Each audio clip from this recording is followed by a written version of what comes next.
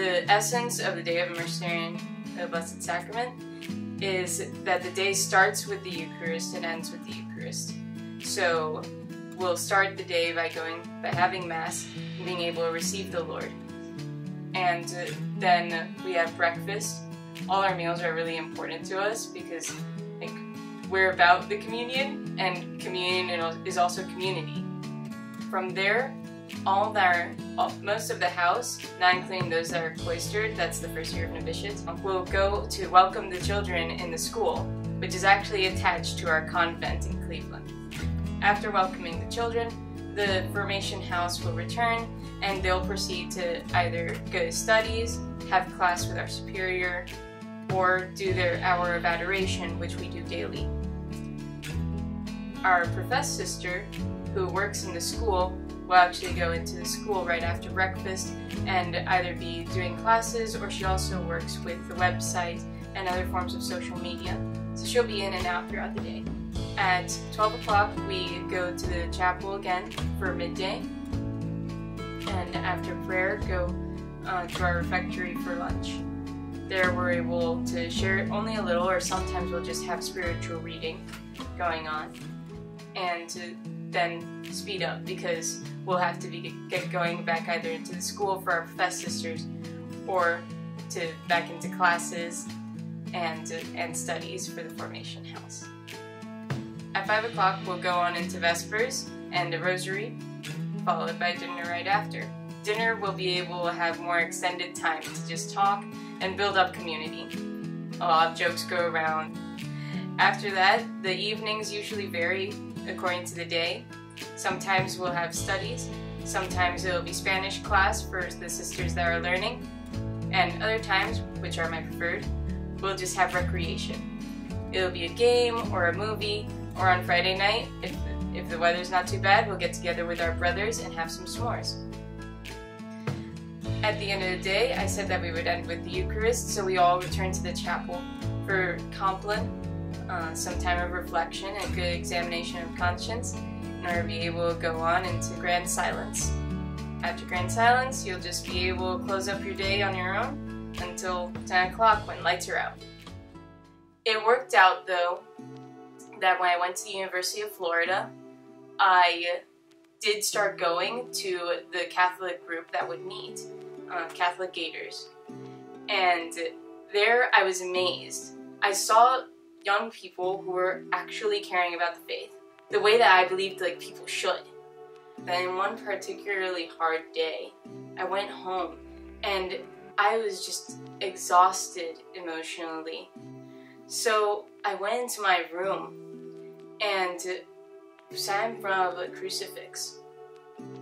He showed me his cross and showed me how he was there, crucified, and pouring his love upon a world that laughed and mocked and ignored him.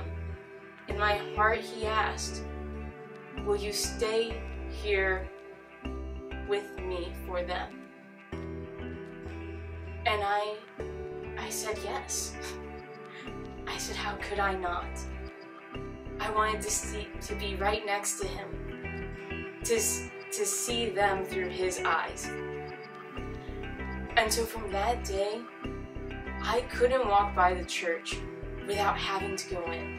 It was almost painful for me to try to go to my class. I was that student that I would go to the class and hang out in front of the room for an hour beforehand, just studying and chatting with people in the hallway.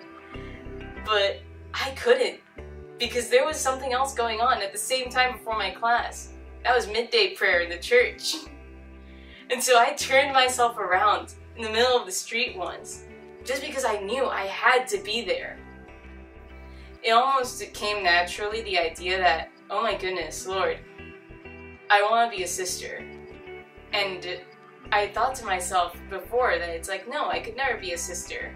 I like this and I do that, and I'm a video games anime person. It's I had this fear, and I also thought to myself, well, it's something you do when you're old. It's you've lived your life, you've maybe you got married, maybe you became a widow, maybe you had children, and then you become a sister.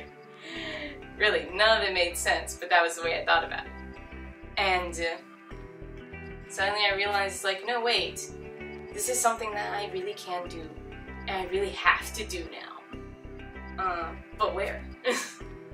So I go online and I was just like, let me skim the thousands of, like, communities, and I was like, well, that's overwhelming and not gonna happen. So I went and I prayed, and I went to Cleveland with my friend to visit the Mercedarian Sisters of the Blessed Sacrament, a community I had never heard of, and whose name was way too long for me to understand.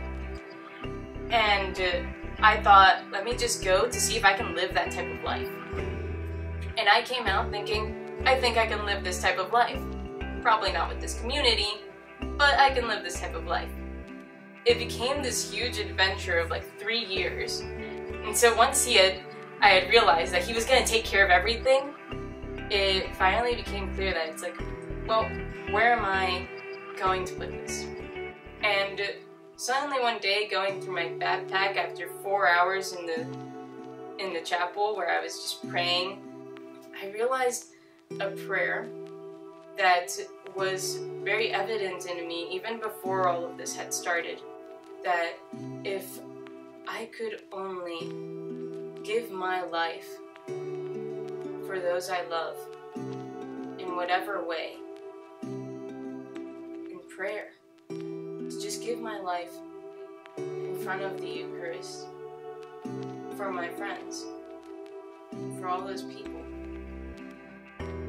so that they could be free, so that they could have that one moment of light when they realize that there's a Lord that loves them. That's what I want. And I would always ask for that.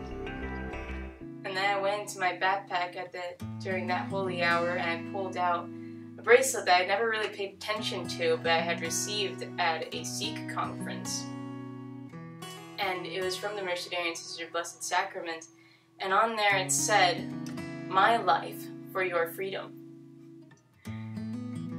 As if the Lord couldn't be obvious enough.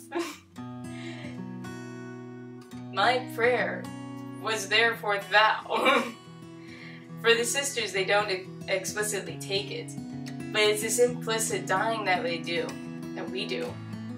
We give our life in front of the Lord in the Blessed Sacrament, in prayer, in the chapel every day, for the freedom of others.